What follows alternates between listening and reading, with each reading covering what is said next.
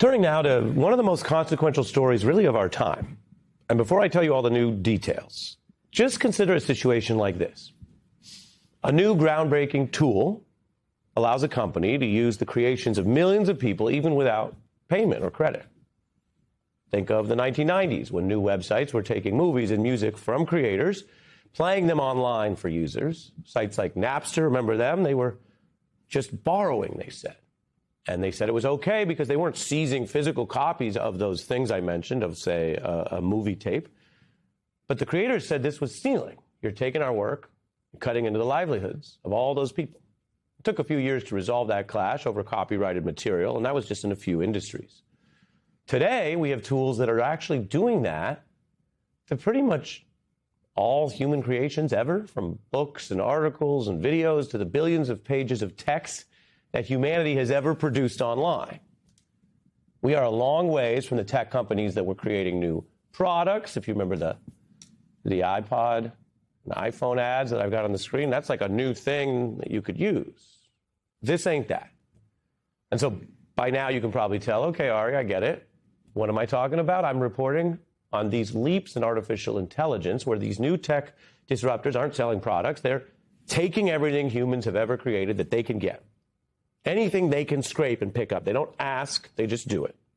And now, having spent some years developing their models, they spit it back out through these AI systems. You may have heard of some of the examples, like ChatGPT or Claude. If you don't happen to use those, think of that as like when Google launched. You had Google and Yahoo and Ask Jeeves. These are just different modules of that. These companies reaping billions. Some of them are preparing what we are told will be the largest stock offerings ever in the coming months. And they have deregulatory allies in the Trump administration, tech leaders who can operate now largely without much government or legal oversight, even as their core products take, swipe, pilfer at a level that makes Napster look modest. Now, when you ask these AI models a question, they don't usually create a new answer. I'm simplifying. I'm not a prompt engineer, but if we just think about it simply, even if you've never tried one, and I'm about to show you some video of people talking about them, what they do if you type in a question is, at very, very tiny levels, down to the word or even the letter, what they're basically doing is quoting, sampling, remixing, and plagiarizing from other prior human creations. And they usually do it without credit, let alone payment. Right now, many AI companies train on creative work they haven't paid for or even asked permission to use. The models that make this art don't just do it out of thin air. They've learned to mimic styles, even specific artists. The models ingest millions, sometimes billions of images scraped from websites all around the web. The AI community had taken most of my novels without permission. I truly felt like someone had backed up a truck to my imagination and stolen everything I'd ever created. When we talk about art heists, typically we're talking about one painting being taken from a museum, 2, 3. They stole billions and billions of images. How about that? Now, if you want to be technically legal, remember, stealing is about value. It's not about whether you physically broke into a museum. If you manage to use virtual tools to take money out of an account, right, to wire it out, you could still be in trouble for stealing. And I can give you all these tech examples. So, of course, you might say, all right, Ari, I get it. Is this even legal? Well, some of these top news outlets argue no. They've taken these AI companies to court for what they call stealing. Now, that's a court case issue. The judges will review it. Other companies have taken a different approach, trying to broker a kind of profitable truce. The Associated Press and Disney, for example, striking licensing deals for how AI uses their work and to get some compensation. But those different approaches have something in common. Notice that both examples suggest there's got to be a limit, that the AI shouldn't be able to just take all this material, that either they license it, which means it's not already theirs, that's why they're paying a licensing fee, or as the New York Times says, they might be stopped from doing it.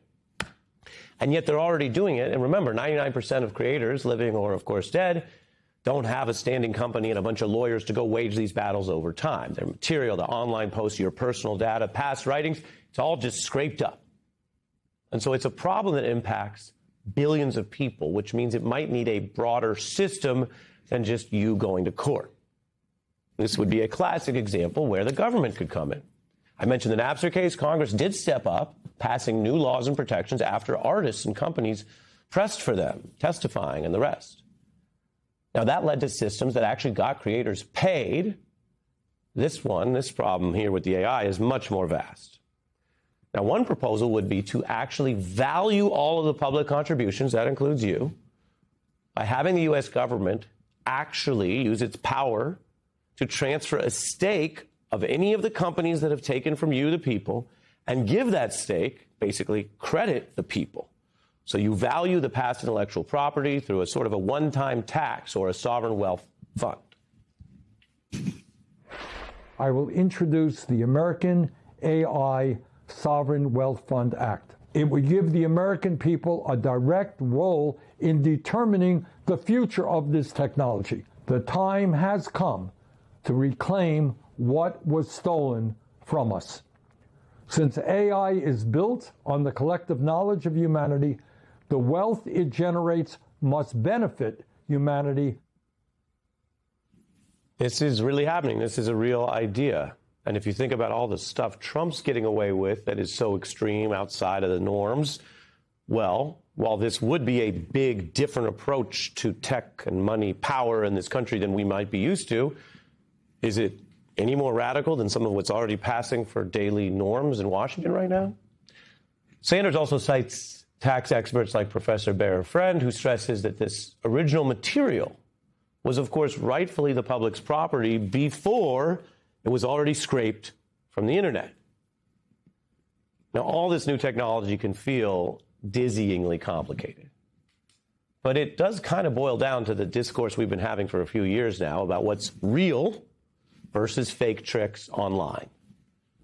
To paraphrase a great poet, J. Cole, question: how many fake and they streams? Getting they plays from machines? I can see behind the smoke and mirrors. Some ain't really as big as they seem. I never say anything.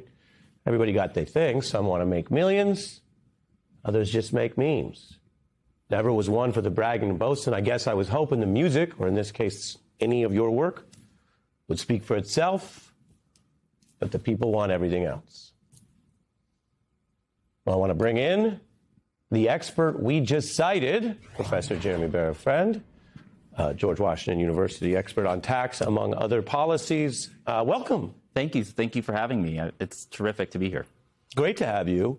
Explain why this is fair.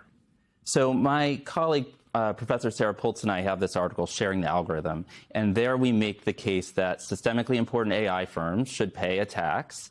That's not a hard case to make. I think everyone thinks AI should pay taxes. But we argue they should pay a tax with stock rather than cash. And the gist of it is that we are all entitled to a share in these companies, quite literally, and that's because their value is built on what we already contributed to them. Yeah, that some taxes you say, well, it's like a big macro thing. You said you've worked with Senator Warren. Mm-hmm. She used to say, oh, well, those roads, you benefit.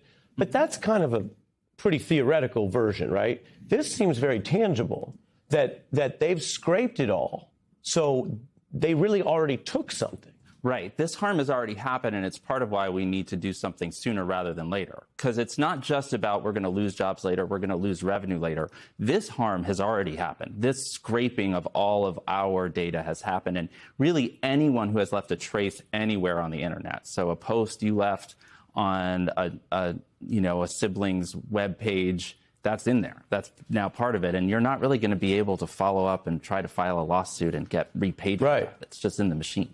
So I mentioned the legal history. When they used to first post movies online, people would say, well, we're just sharing it, right? Sharing economy. And eventually it was established that that was stealing. Do you have a view? Because here they argue, the AI companies argue, well, they take such tiny bits of everything. They never took the whole book.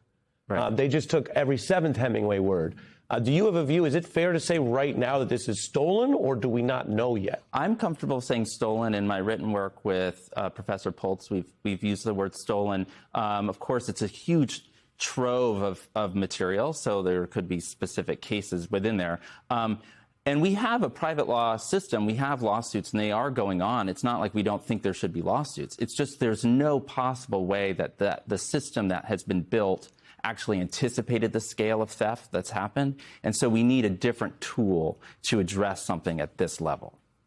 What would the average American get or benefit out of this if we actually had the imagination or the leadership in Congress to do this? Right. So a tax paid with stock rather than cash that was applied to, let's say, just the largest AI firms, even if that tax was only at 10%, it would raise over $1 trillion within a fiscal quarter. So it would lower people's taxes, or they would get a one-time benefit? Well, they could, yeah, and then the fund can decide, Congress can decide how they want to distribute that. It could just be a check in the mail, yeah, if they wanted to. Do you think the J. Cole bar is applied? Well, it's funny. I'm sure he probably has a lawsuit in the mix right now too. But I think he would support this, this proposal. I hope so. Look, I cannot speak for him. Oh yeah. But he voices something that, again, depending on your reference point, we all have felt one way or the other, which is, well, plagiarism is just the softest way to put it. As you say, if it's stolen, if it's fake, then why should these companies be valued at trillions of dollars? Because without this stuff, they would be what? Nothing.